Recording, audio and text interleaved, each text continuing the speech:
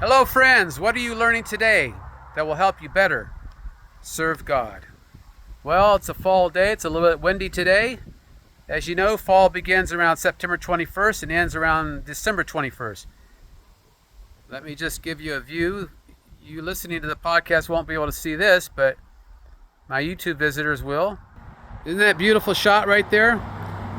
Colorful leaves blanketing the grass. Hearing the crunchy leaves as I walk across them. Can you hear that?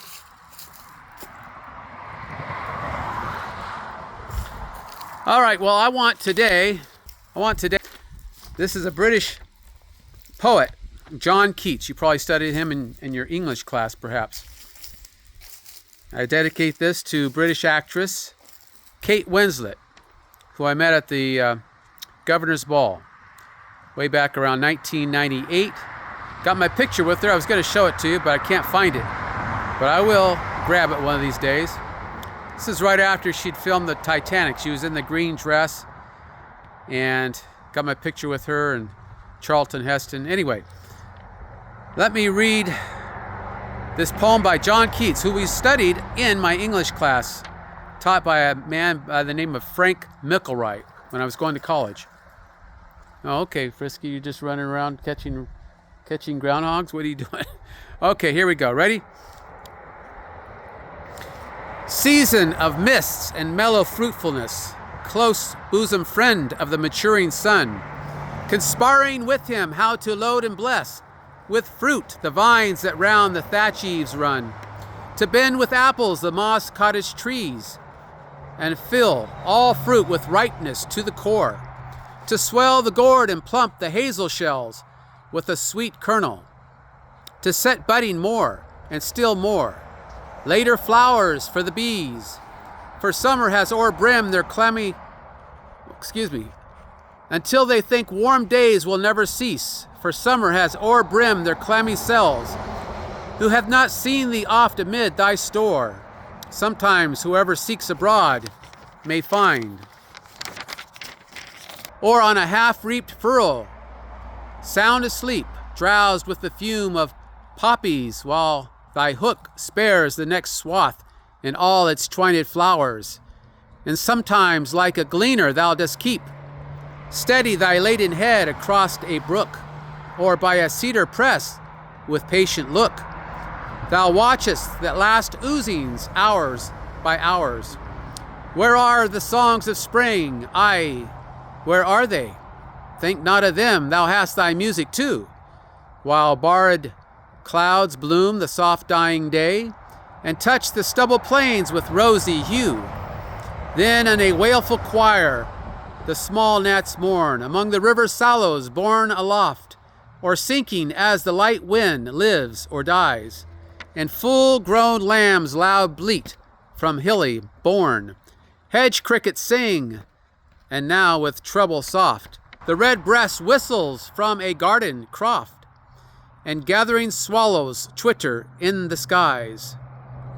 That was written September 19th, 1819, published in 1820. And this poem is in the public domain. Sorry for the lack of justice I did. I should have memorized it, I guess, but my memory's not quite as good as it used to be.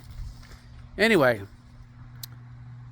Mr. Micklewright, he would dissect things like a poem like this, and he would tell you about all the different figures of speech.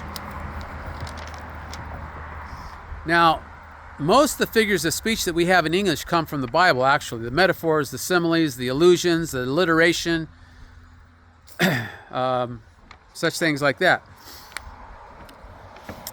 Clammy cells. Notice it starts with C, both words, clammy and cells. That's alliteration. And, well, I'm not quite as sharp as I used to be. Season of mists and mellow fruitfulness. I guess that would be alliteration too. Close bosom friend of the maturing sun. I'm not really going to dissect this, but there's a lot of figures of speech here I'm sure that Mr. Micklewright would have covered in his class that escape me right now. But winnowing wind, there we go, there's another one.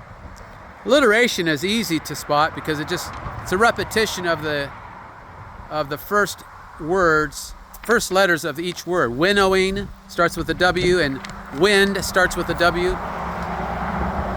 Anyway, I'm going to make this pretty short, but as you read the Bible, wow, what was that all about? Let me just give you... Frisky!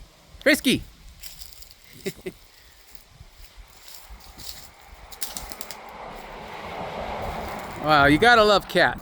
You gotta love cats.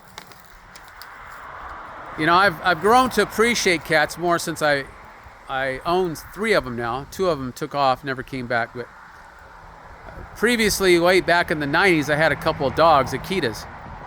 One was a purebred, one was a half-breed. And they were a blast. But they're gone now. That was too many years ago. Dogs can't live that long. All right, well, if you enjoyed this, give me a thumbs up, and please subscribe. And continue to read the Bible. Even if you're only reading it 5, 10, 15 minutes a day, make it a habit. It's going to change your life, along with prayer. Till we meet again, have a great day.